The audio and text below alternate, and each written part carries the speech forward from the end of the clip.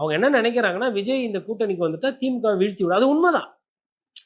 இவ்வளவு பிரச்சனைக்கு நடுவுலையும் இப்போ விஜய் வந்து அதிமுக கூட்டணியோ இல்ல அதிமுக சைடோ இல்ல பிஜேபி சைடோ போறாருன்னு வச்சுக்கோங்களேன், திமுகவோட தோல்வி என்பது உறுதி.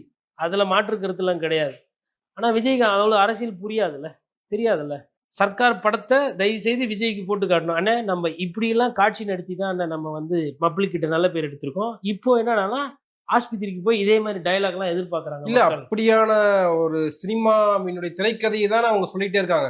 இவங்க வந்து ஆம்புலன்ஸ் வச்சு சுத்தி இருக்காங்க, அவங்க மக்கள் சாகட்டும்னே வந்து ஆம்புலன்ஸ் வச்சு. அதாவது எப்படின்னா ஆம்புலன்ஸ் ஓட்டுறவங்களாம் கூலிப்படை, அதுலலாம் வந்து மனசாட்சியே இல்லாதவங்க. அவங்க தமிழர்கள் கிடையாது. அவங்க வந்து எங்கேருந்து வந்துக்கிறாங்கன்னா காலக்கேயர்கள் நாட்டிலேருந்து வெளிநாட்டிலேருந்து வந்துக்கிறாங்க. அவங்க கிட்ட போயிட்டு நீங்கள் இப்படி ஒரு சதி பண்ணுங்க அப்படின்னு சொன்னோன்னே சொந்த மக்கள், அதாவது அந்த அந்த ஆம்புலன்ஸ்லாம் எங்கள் ஜிம்பாபேவில் இருந்தால் வந்தது, கரூர்லேருந்து தான் வந்திருக்குது. எந்த பைத்தியக்காரனா சொந்த மக்களுக்கு எதிராக ஒரு சூழ்ச்சி பண்ணு அப்படின்னு ஏவி விட்டா அது என்ன வெளியில் வந்திருக்காது?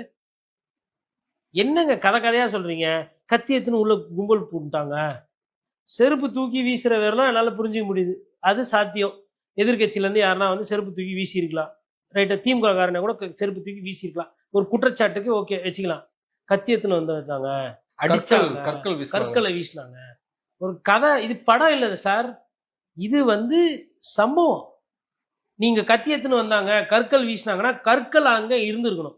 கள்ளக்குறிச்சிக்கு போகாத முதல்வர் அமைச்சர்கள் எல்லாம் வந்து உடனடியாக எப்படி திரண்டாங்க அந்த இடத்துல?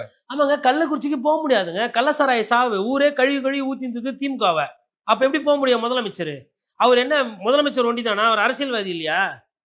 நீங்க கீழ்ச்சின்னு இருந்தீங்க, 2 கூட்டம் 3 கூட்டமா டிஎம்கேவை டார்கெட் பண்ணீங்க. நீங்க டொக்கா மாட்டிக்கினீங்க. அதுக்கு தானிக்கு தீனி சரியா போச்சு. அவர் கடமையா தானே செய்யறாரு. அவர் அங்க போய் விஜய் தான் இதுக்கு பொறுப்பு நான் சொன்னாரு இல்ல? எஃப்ஐஆர்ல உங்க பேரை போட்டு நான் அரெஸ்ட் பண்ணாரா? அரசியல்வாதியா எவ்வளவு அரசியல் பண்ணுமோ அவ்வளவுதான் பண்ணாரு. தற்குறிதனமா நடந்துக்கலையே. எப்படி போவார் கள்ளக்குறிச்சிக்கு? அவர் அரசாங்கத்தோட ஃபெயிலியர் அது. அவரோட மாவட்ட காவல்துறையினுடைய கண்காணிப்பாளரோட ஃபெயிலியர் அது. அப்ப விஜய் இங்க போவாதுக்கு அவரோட ஃபெயிலியர் அப்படின்னு. ஆமா, அதை தானே பேசணும். எப்படி கள்ளக்குறிச்சிக்கு ஸ்டாலின் போகாதது ஃபெயிலியர் பேசு பொருள் ஆகுதோ அந்த மாதிரி விஜய் வந்து கரூர்ல இருந்து ஓடி போயிட்டாரு, இன்னும் போய் பார்க்கலன்னு சொல்லி தானே பேசணும். அதுதானே யதார்த்தம்.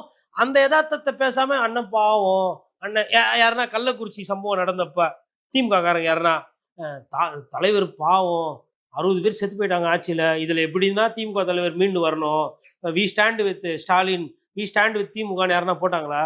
ஸ்டாலின் அவர்களுக்கு அரசுக்கு கெட்ட பேர், ஸ்டாலின் அவர்களுக்கு மன உளைச்சல். அதே நிலைமை தானே இங்க. என்ன அப்படியே துக்கம் விசாரிக்கிறீங்க உங்க அண்ணனுக்கு?